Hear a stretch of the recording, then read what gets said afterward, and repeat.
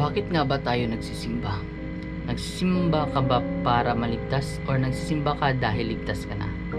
Minsan ba naisip mo or natanong mo sa sarili mo yan kung bakit ka nagsisimba? Ngayon, tignan natin sa Bible kung ano nga ba yung sinasabi niya about dito. Ito nga pala ang letter ni Paul doon sa taga-Ephesians. Ephesians 2:8-9. For it is by grace you have been saved through faith, and not of yourselves, hindi daw dahil sa sarili natin. It is a gift from God. Regalo daw ang salvation sa Panginoon. Ang kaligtasan ay regalo ng Panginoon. Not of works, lest anyone should boast. Para hindi daw dahil sa mga ginawa natin or gawa natin para walang makapagmayabang. This verse clearly says that we cannot earn our salvation or hindi natin kayang pagtrabahuan ang ating kaligtasan. Alam niyo noon, hindi pa ako nagbabasa ng Bible, nagsisimba ako trying to earn my salvation. Nagagawin ko to para maligtas ako, magsimba ako araw-araw para maligtas ako.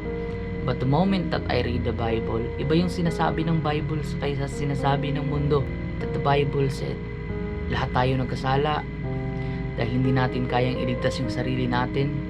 At dahil sa sobrang pagmamahal ng Panginoon, binigay niya si Jesus Christ.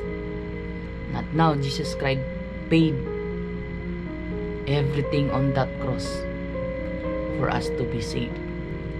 Kaya ito yung lagi kong sinasabi, that read your Bible, because the Word of God is truth, and the Word of God said, when you know the truth, the truth will set you free. Free from what? Saan ba tayo magiging malaya? Sa kalukuhan ni Satan. Because may pinapaghanap Satan dito sa mundong to, that nakakabaliw daw yung Bible. Paano nakakabaliw yung Bible? Kung ito yung word ni Lord. So, I encourage you to read your Bible. Now, we Christians, alam natin that Jesus Christ died. So, wag niyo po akong i-misunderstand. Hindi ko sinasabi na wag na kayong magsimba. Kasi ang tanong ko ay, nagsisimba ka ba para maligtas or nagsisimba ka dahil ligtas ka na? Malaki yung kaibahan nila. The moment that you think na yung pagsisimba mo araw-araw ay makakapagligtas sa'yo, then yun yung mali. Kasi yun nga, hindi natin kayang iligtas yung sarili natin sa mga mabubuting gawa natin, sa pagsisimba natin araw-araw. Kasi the moment that you think na lahat ng mabubuting gawa mo ay yun yung makakadala sa iyo papuntang heaven, dun tayo babagsak. Kasi lahat ng kabutihan natin, as the Word of God said, our righteousness is just a filthy rag, or isa lamang maduming basahan sa mata ng Panginoon. Kaya kahit anong gawin mo na mabuti, at yan yung ipangalandakan mo, or yan yung ipagmamayabang mo dahil gumawa ka man ng mabuti, or dahil nagsimba ka araw-araw sa buong buhay mo, kaya ka mapupunta sa heaven, yan yung mali. Kasi kahit na anong gawin natin, kung hindi dahil sa pagmamahal ng Panginoon, at kung hindi dahil kay Jesus Christ sa ginawa niya sa cross, then hindi tayo maliligtas. Dahil nga hindi natin kayang iligtas yung sarili natin, kaya nagpakamatay si Jesus Christ sa cross. Kung sino man yung maniwala sa Kanya will not perish but have an everlasting life. Now, para ganito lang kasimple, tayo lahat nagkasala dahil kay Adan. Nagiging makasalanan tayo. Now, at dahil hindi natin kayang iligtas yung sarili natin, that's why God the Father give us Jesus Christ. John 3:16. Alam natin ng verse na yan. For God so loved the world that He gave His only begotten Son, that was Jesus Christ, that whosoever believe in Him, kung sino man daw yung maniwala sa Kanya, walang pili yan, kahit sino ka man,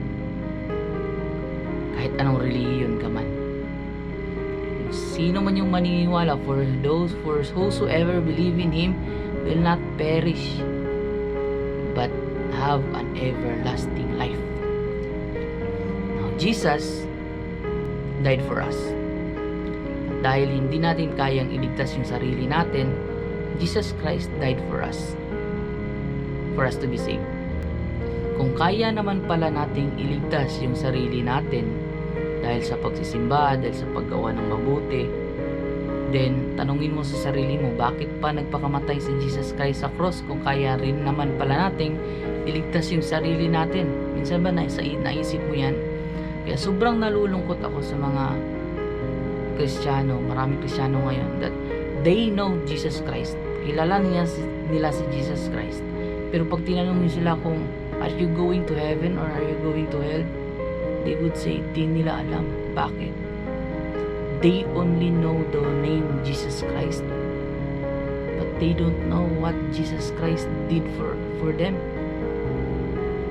The moment that you accept Jesus Christ as your Lord and Savior, and you confess in your heart that Jesus Christ is Lord, then you will be saved.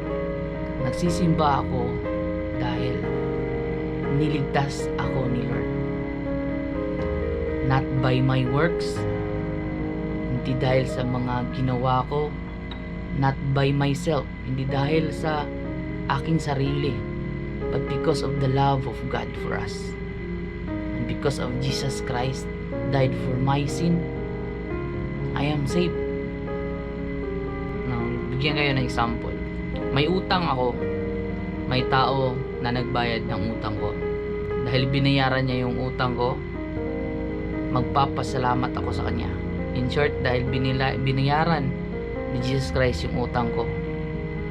For the wages of sin is death.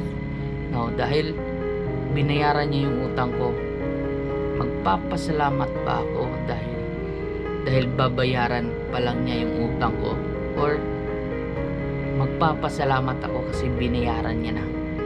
Same as us. Magsisimba ba ako para iligtas ni Lord?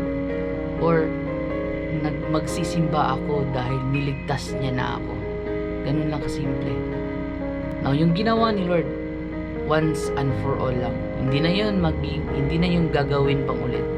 Kaya, if you think that you can save yourself dahil sa ginawa mo yan, then read your Bible, because Jesus Christ did something for you, and the only thing you have to do is accept. God bless.